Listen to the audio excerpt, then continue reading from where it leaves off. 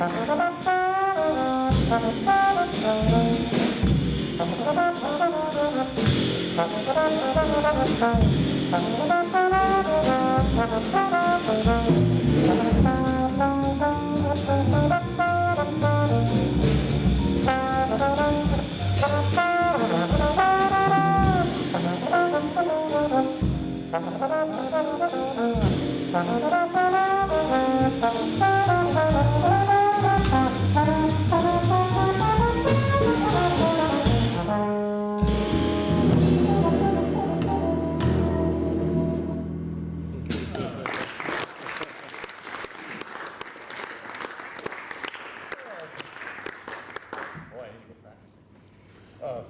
Moon, okay. Any questions about Paper Moon? about Paper Moon? Yes, it's not really a paper moon. I heard that you gave instructions to the movie star Dan Aykroyd. Oh, yeah. Okay, an example of how you never know what's going to happen in the music industry, and being in the right place at the right time. Actually, that phrase can mean something. I was working at Disney World, of all places, and was sitting in the office of the leader of the band that I was playing in, and he got a phone call from a movie producer. And how many people remember Dan Aykroyd from Saturday Night Live and did a lot of funny movies, Groundhog Day. He did a movie called My Girl, and in My Girl, they needed it to look as if he played tuba, his character. So they called Disney World because they were in Orlando, and when you're in Orlando, of course, everybody thinks of Mickey Mouse. So they called Disney, and they said, we need someone to meet with Dan Aykroyd tomorrow morning at 7 o'clock sharp and help instruct him on the tuba. Now, like you said, you know, he has to pick up this instrument like that and learn it instantly. Well, he told me, he goes, look, just show me what you look like when you play the tuba, and I'll copy you. Okay. So he had to play two songs. One was "I'm Just Wild About Harry," and that was his name in the show, in the movie. And then he had to play, I think it was the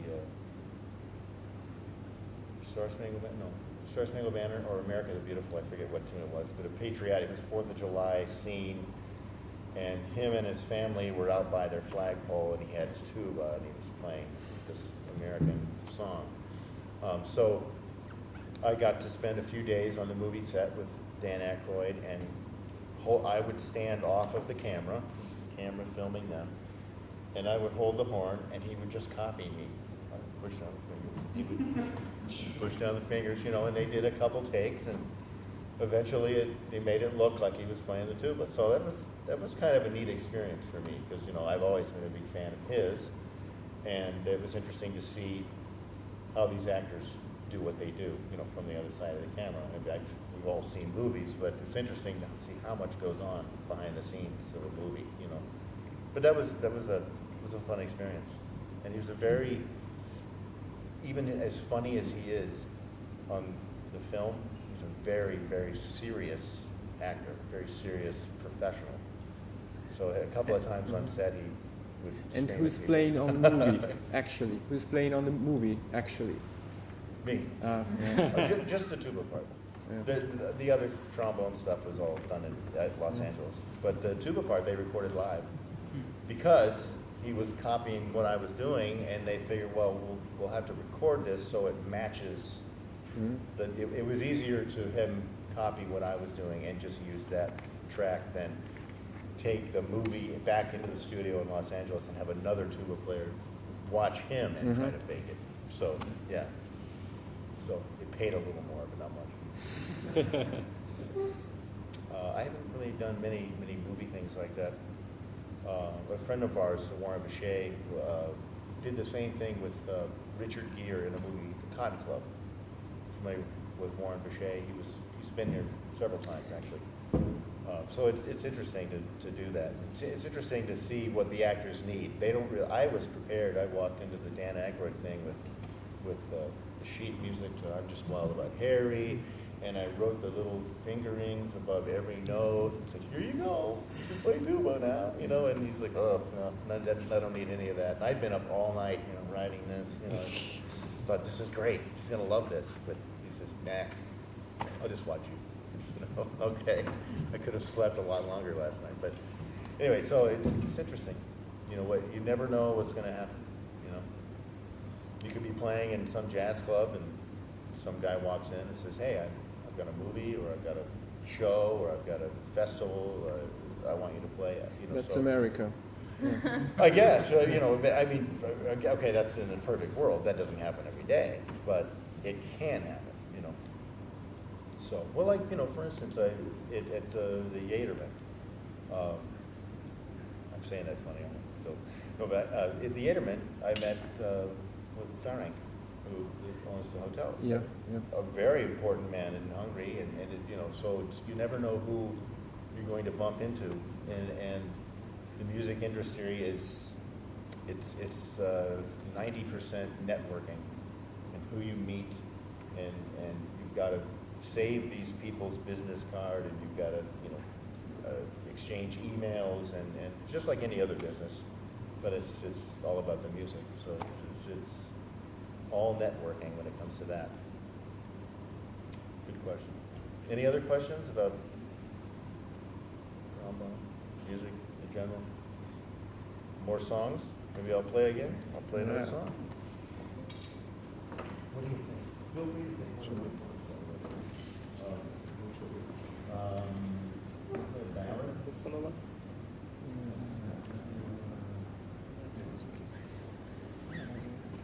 John, why don't you play the Emily for us? Oh, gosh. Do we have that? Yeah? Let's see, we'll see if we have it in our computer bank. Yeah. In G major. Put it in that? It's 3/4. Yeah, but we'll play it for. Okay, we can play. Yeah.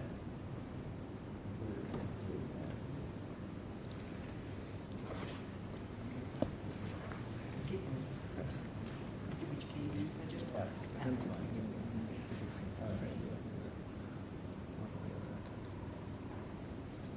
do this?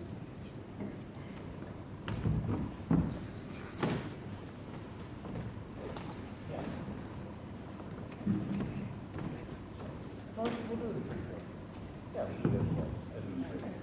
The version of Emily that Bella and I know is in 4/4 time. The original sheet music for this tune, Emily, was written by Johnny Mandel, is in 3/4 time. We're going to play it in 3/4 time.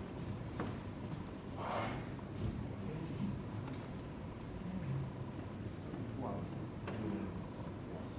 So the Cinderella out of that. Okay.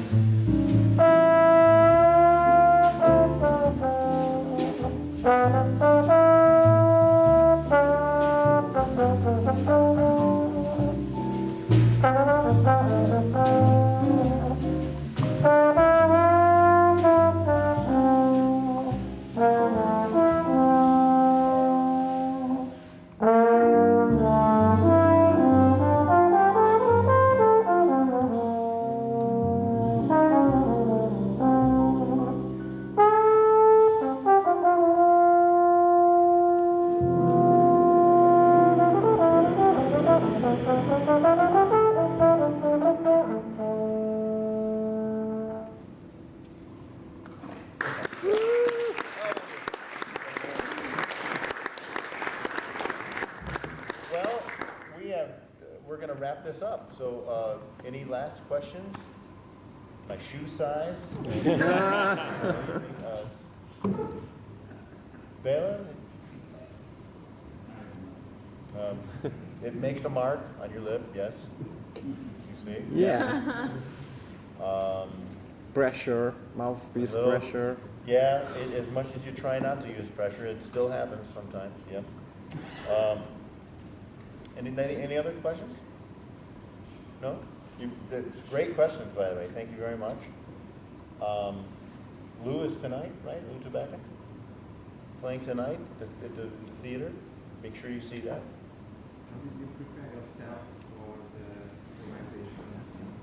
You are going to see in a band, and for that you practice or nothing, just stand up in the... Oh, you know, like for instance, in New York City, occasionally I sub on the Village Vanguard Band. It's a famous band that used to belong to Mel Lewis back in the old days, and I would listen to a bunch of his old recordings, you know, the big band recordings of their material before going in, so I was familiar with what they do, you know, for their style. And with anything, I played at the Blue Note with this guitarist, Robin Ford, who worked with Joni Mitchell for years. And his thing was a totally original, all original material. But it was like bluesy, kind of funky, you know, and it wasn't straight ahead swing at all. So I listened to his recordings of his material. So when I walked in, it wasn't a big surprise, like, hey, wait a minute, you know. So, you know, that's the kind of what you do, you know, for each situation, you know. Anybody else? I have another question. Have you ever had gigs with, for example, Bob Havens? Oh, Bob Havens, yeah. Yeah, I haven't seen him in a couple of years, but I saw him at a jazz party in Atlanta. And he's another great player. He's comes out of the Jack Teagarden School Yeah, that's right. for playing, yeah. And He played on the Lawrence Welk show for years yeah, on that's TV, right. yeah. And there's another very good player, Abe Lincoln. Abe Lincoln. Never played with Abe. He was a little before my time. But in fact, Abe Lincoln was one of my father's heroes. And I loved Abe Lincoln's playing a lot. You know, you were mentioning some of the recordings of my father's band that you've heard. He plays a lot of material by a guy named Matty Matlock from Los Angeles. And he used Abe Lincoln on all his sessions. And it's just, Abe Lincoln was kind of the Carl Fontana of his era. Yeah. You know, I'm sorry, Frank Rosolino. Very Yeah, articulate, yeah. very strong player, yes, and just pecking off high notes all the time, just crazy. You know, he was so boisterous and had such a voice that there's one record in particular, it's called Dixieland USA. It was this record they sold as a sampler of Dixieland, you know, back in the 50s, I think. And it was Matty Matlock, Abe Lincoln is on that, and every song had a trombone cadenza on the end, and then the band would finish the last 4 bars, because it was like, oh, give it to Abe, you know, he's crazy, he's gonna do something wild on the end, you know, that was the kind of guy he was. But yeah, that's a great resource. I mean, Abe was fantastic, and he played on, how many people remember the American cartoon Woody Woodpecker? It's a story of a little bird. He was always getting in trouble. You know, woodpeckers are those little birds that peck on trees, make holes in trees. Anyway, but it was this famous cartoon, and Abe Lincoln was the guy that played on all those cartoons. You know, you hear a lot of, you know, stuff like that. You know. But anyway, great story. Any other questions? Yeah. Well, it's kind of cool, this stuff. Connie. Hey, Connie. Oh, Harry Connick. Yeah, I toured with Harry Connick Jr. Anybody familiar with Harry Connick? Yes. A singer. Was with his big band for about 6 years. We did, he was very nice, very good band leader, treated us all very well, and did a lot of touring, went to Canada, and a lot of touring in the States, went to Australia for a tour. And now he's got, like, you know, we say musicians kind of change and grow throughout the seasons of their life. You know, Harry now, he's doing some, a funk project, like a New Orleans funk and rock kind of thing, so that he's not doing the jazz as much. But good, you know, great player. Anybody else? Okay, I'm going to call it. Thank you so much.